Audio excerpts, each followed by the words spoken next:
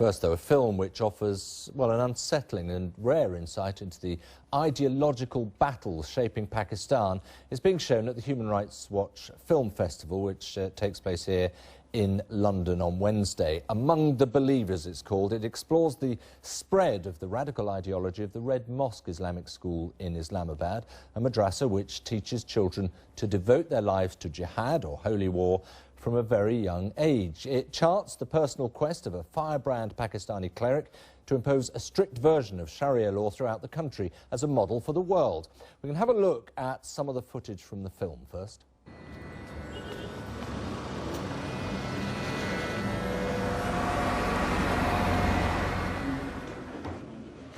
आ जाओ पूछते हैं आप बड़े होके क्या बनेंगे मुजाहिद अच्छा आपको तकरीर आती है था तकरीर खरीद ना तकरीर याद है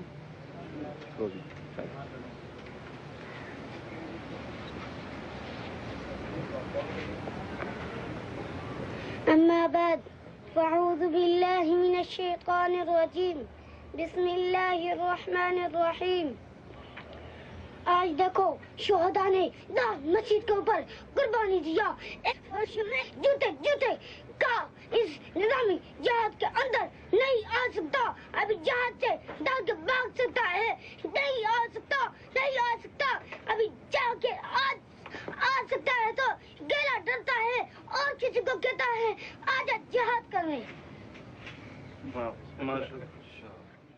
Dramatic stuff, isn't it? With me are the co-directors of the film, Hemal Trivedi and Mohammed Ali Naqvi. Thanks very much indeed for joining us. Hemal, let me start with you about how this project came around. I can't imagine access is the easiest thing in the world. The idea of this was conceived after Mumbai terror attacks. I'm from Mumbai in India, and I lost a very dear friend in the terror attacks. And after that, I was just very angry towards Pakistan.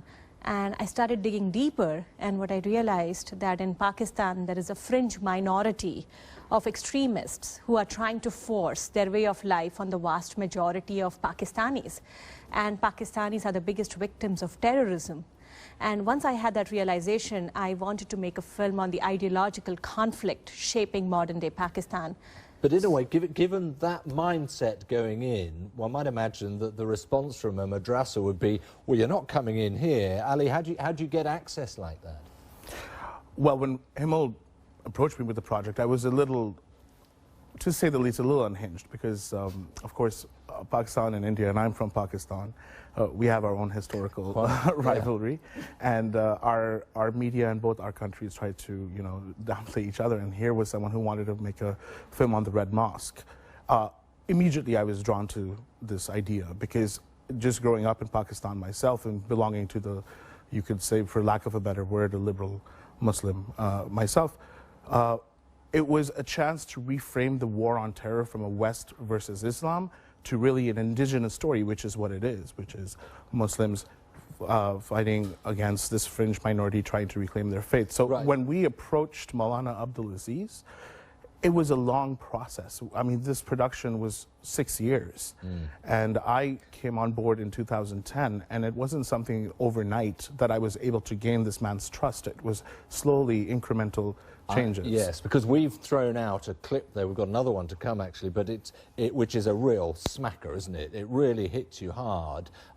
That's perhaps one side of this bigger story, because I know, obviously, you were very keen to be as balanced as you could within. That must have been very difficult, Hemal. It was. What I did is I submitted to the footage, and then I was very firm about my vision. I wanted to tell the story of both the sides of Pakistan. And it took a lot of work for me to have people like Parvez Hoodboy and the village chief who runs a regular school for children in his village. It was very difficult for me to make those stories work because they are not as charismatic and as sensational as Maulana Abdul Aziz is, who just naturally steals the show. So in the edit, that's why we were very delicate and we handled it very evenly. It took us a year and a half to edit the film. And it's not as if it's a school that does a lot of good. I think we've got another clip, actually, which perhaps reflects some of that. We can have a look at this.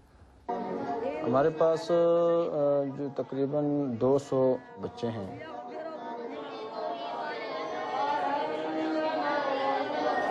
तो आप देख रहे हैं अल्हम्दुलिल्लाह ये छोटे छोटे बच्चे हैं यहाँ पर,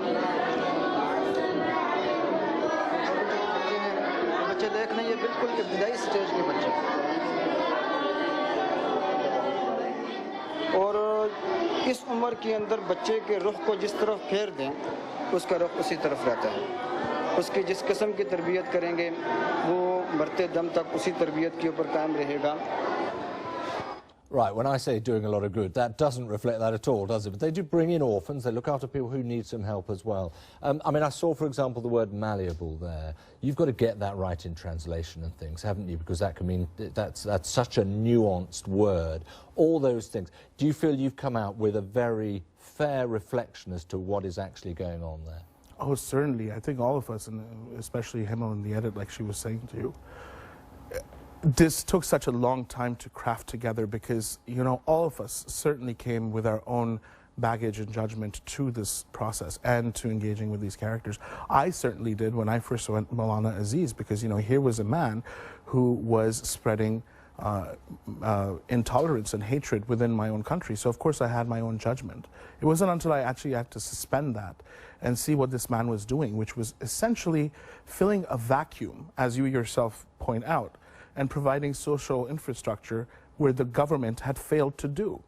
So you can see why this man has such a power base and has such a political power And Hemal, base. is that reflected in your conclusion?